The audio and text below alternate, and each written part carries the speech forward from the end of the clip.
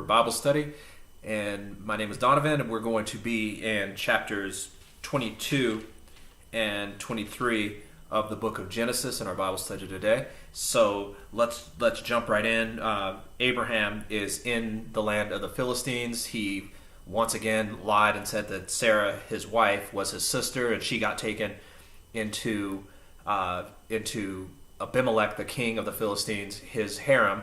But before Abimelech could do what Pharaoh did and do anything untoward with Sarah, God stepped in and I think this is the difference between what happened to Sarah in Egypt and what happened to Sarah when she was in the house of Abimelech with the Philistines.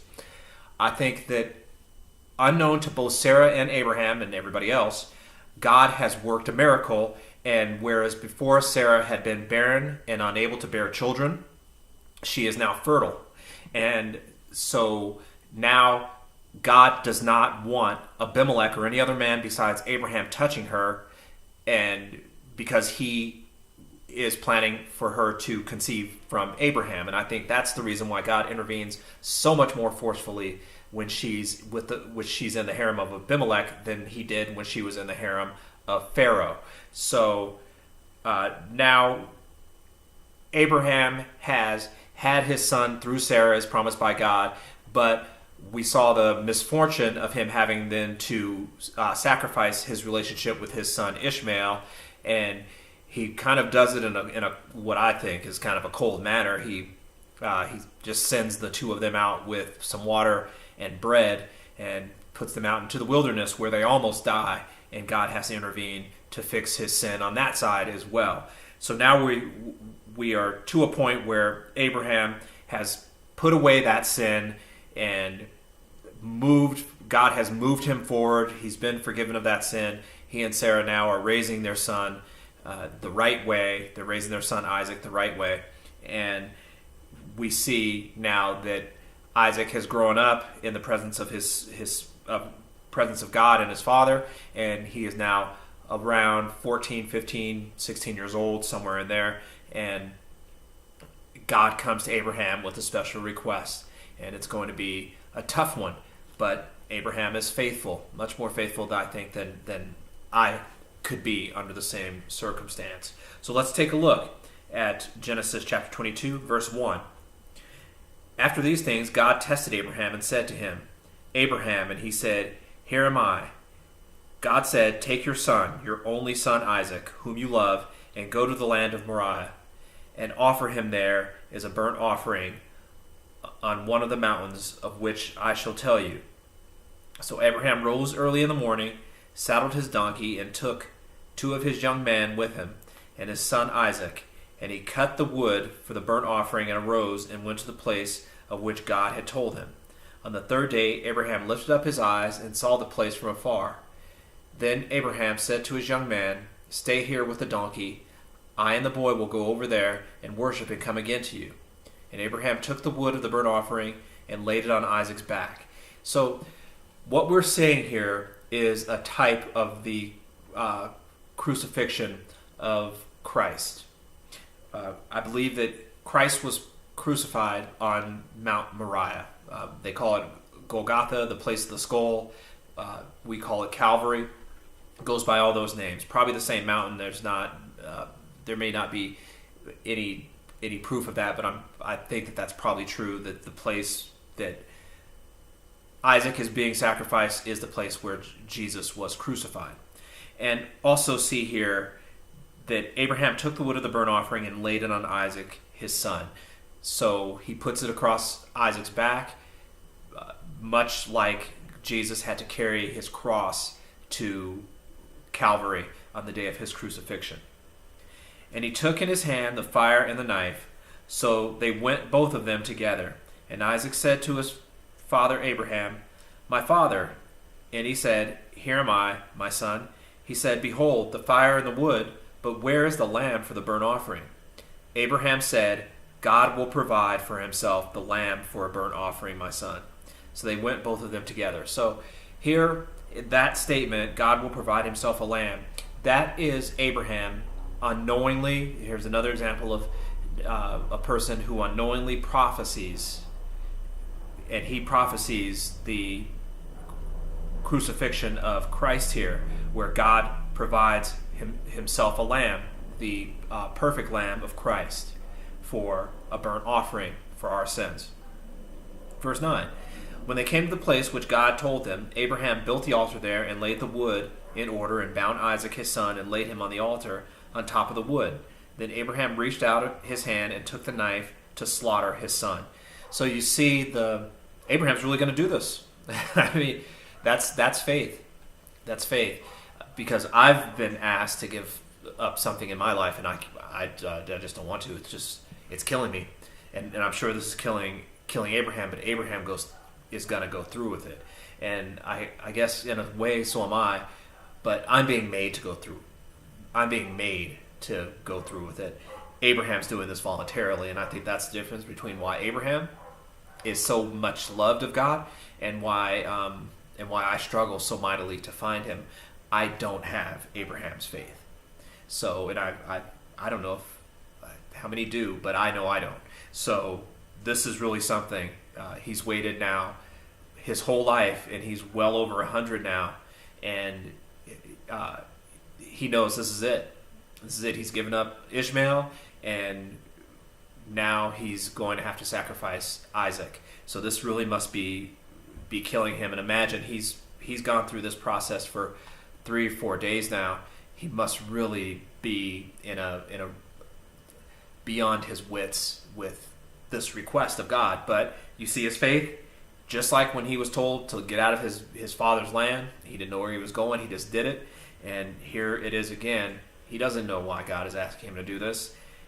We have all the history of Scripture, and we can see that this is symbolic, but he doesn't have that at all. So this must really be killing him in his heart. And how is he going to tell his wife when he gets back what he's done, and all the people?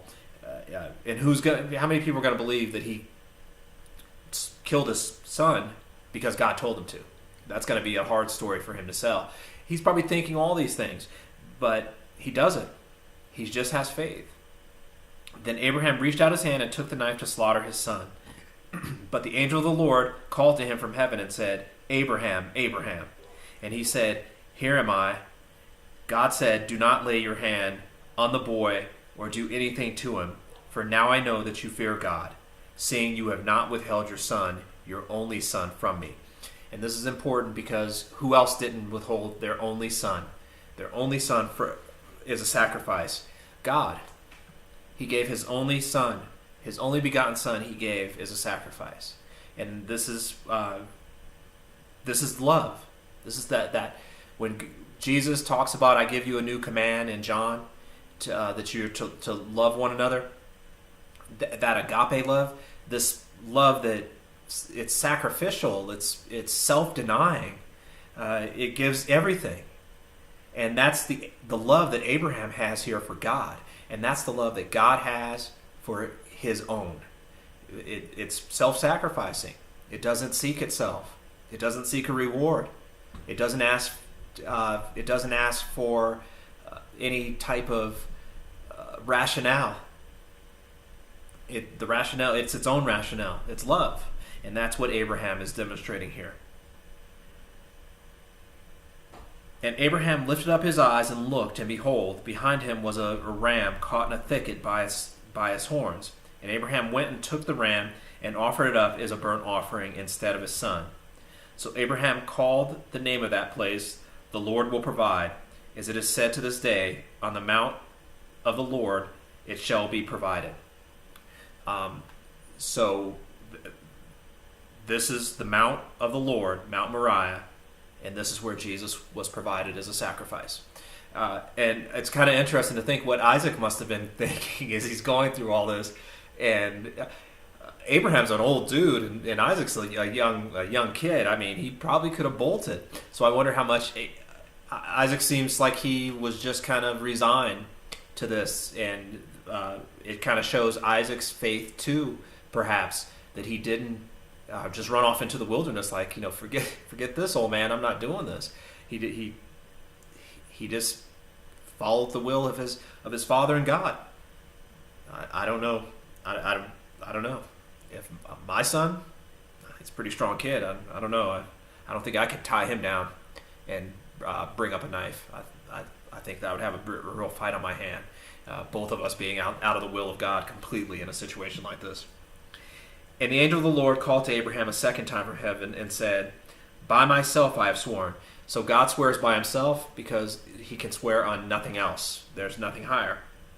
Declares the Lord, "Because you have done this and have not withheld your son, your only son, I will surely bless you, and I will surely multiply your offspring as the stars of heaven and as the sand that is on the seashore.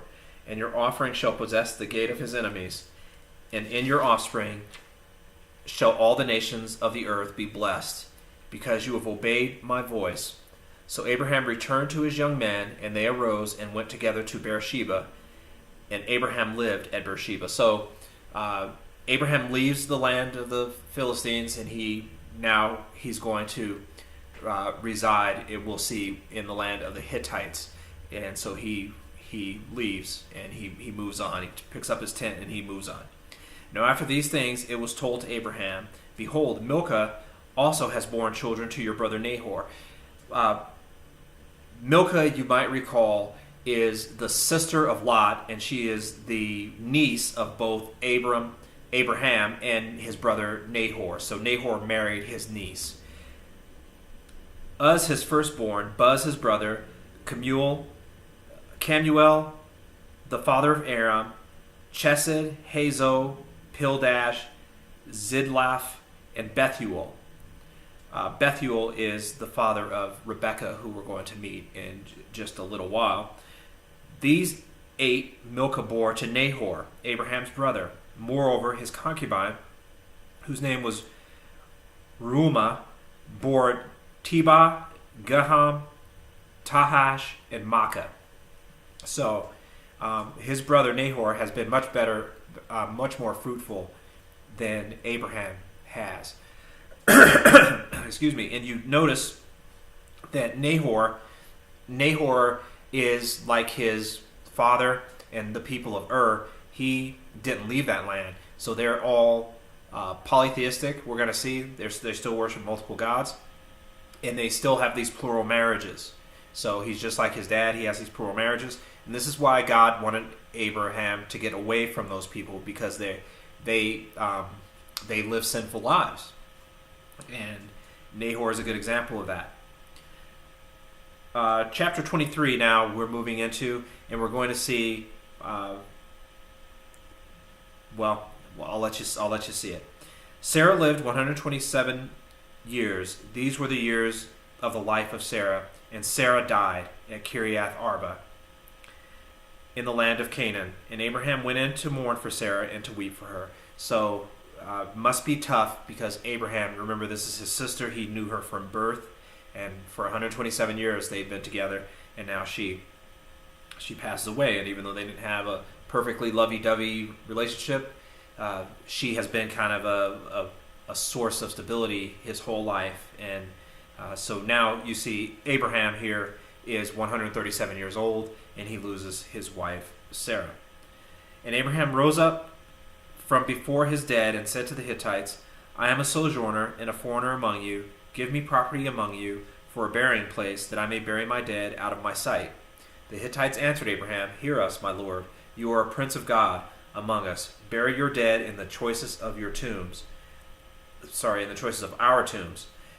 None of us will withhold from you his tomb to hinder you from burying your dead."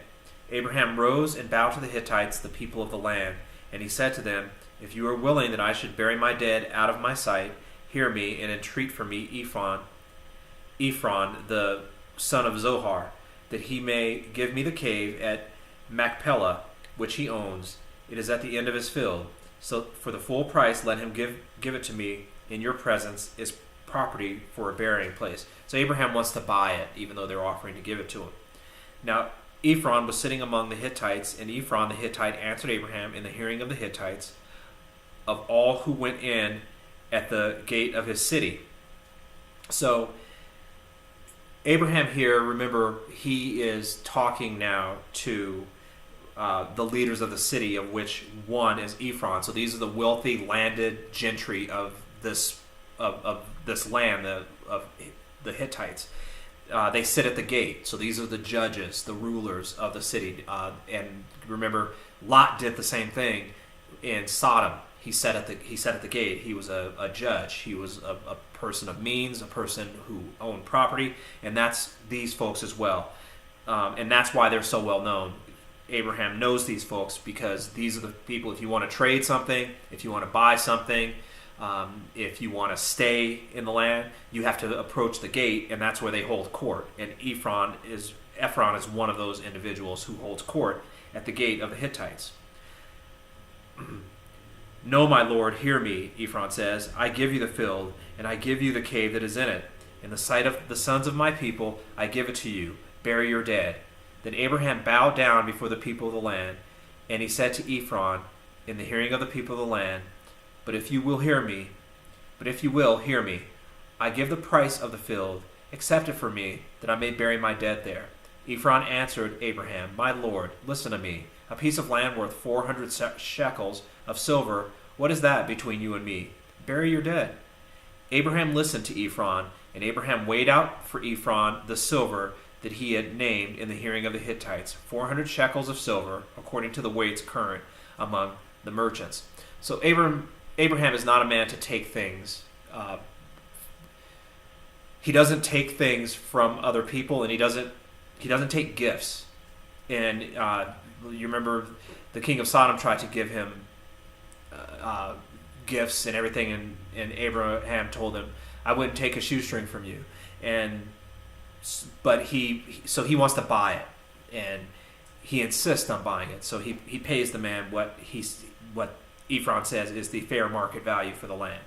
So the field at Ephron in Machpelah, which was to the east of Mamre, the field with the cave that was in it, and all the trees that were in the field, throughout its whole area, was made over to Abraham as a possession in the presence of the Hittites, before all who went into the gate of his city. After this, Abraham buried Sarah his wife in the cave of the field of Machpelah, east of Mamre, in the land of Canaan.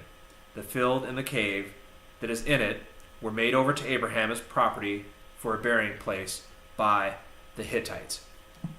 And we're going to move on now, and our story is going to take a turn. We are going into another chapter in Genesis. Just like we moved on from Noah to Abraham, now we're moving on from Abraham to Isaac. And we're going to hear Isaac's story pretty much from this point on, with only a few references here back to Abraham. So we'll pick up in chapter 24 in our next study.